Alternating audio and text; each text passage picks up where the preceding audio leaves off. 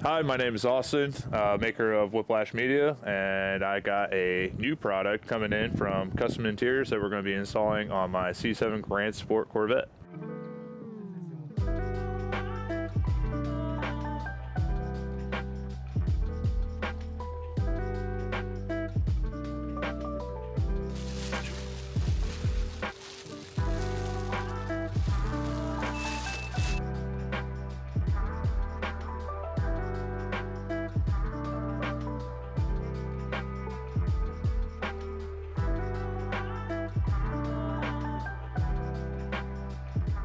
Now for the first step, you're going to want to move the seat all the way forward because we're then going to disconnect the battery.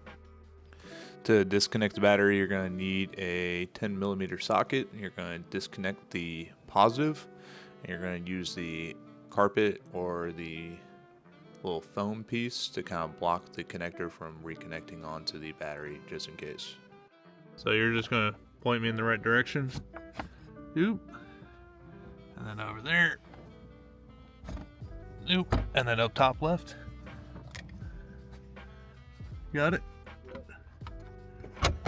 Nope. Now you can do this all by yourself and lift the target top up, but I was able to have a friend help me out, and it does come in handy to have a friend in the next following steps, as it's going to be a little difficult to move the seats around. Oh shit. Close the door. You're going to start unbolting the seats. It makes it easier to get underneath to get all the straps. These are all going to be 17mm bolts. For the front, you're going to want to pry up and pull out. These safety clips do break very easily, so just be careful. We did break one while we were doing it. Now, the very first step before you put this on, you're going to want to unzip the leather seat. It's going to help a lot on fitting it, but it is a very tight fit.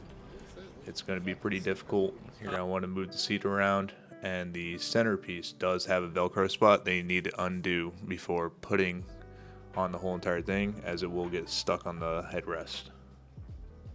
As you can tell, I was struggling in this, and luckily later on, as you can see with the passenger side when it starts coming up, that I had my friend help me out and start moving the seat around for me. It is easier to lift the seat up to start putting on around the edges and stuff like that, so the armrest doesn't get in the way.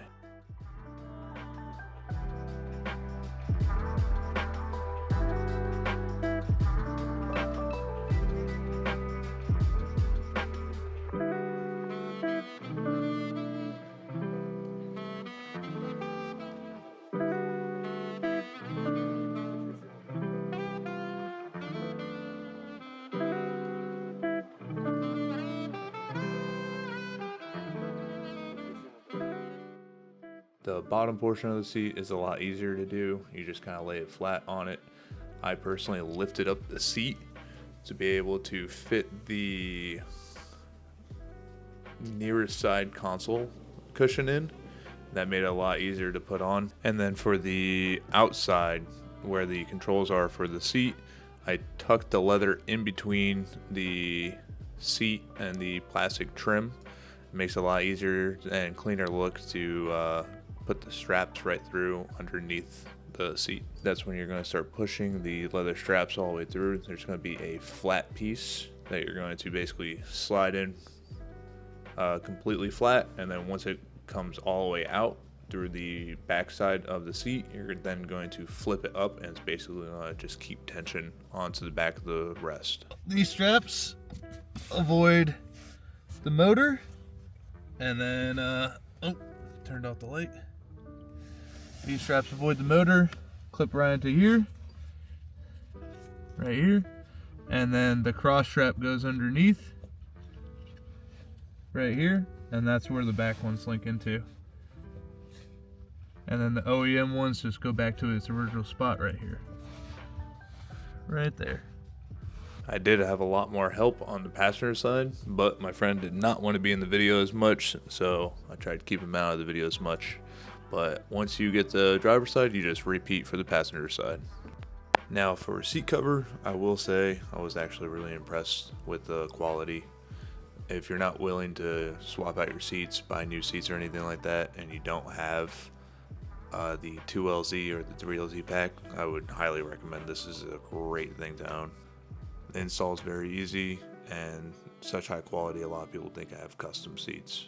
Personally would rate these about a 9 out of 10. The only reason I don't get them a 10 out of 10 is because the leather is so good that it is pretty stiff and it does take some time to seat in.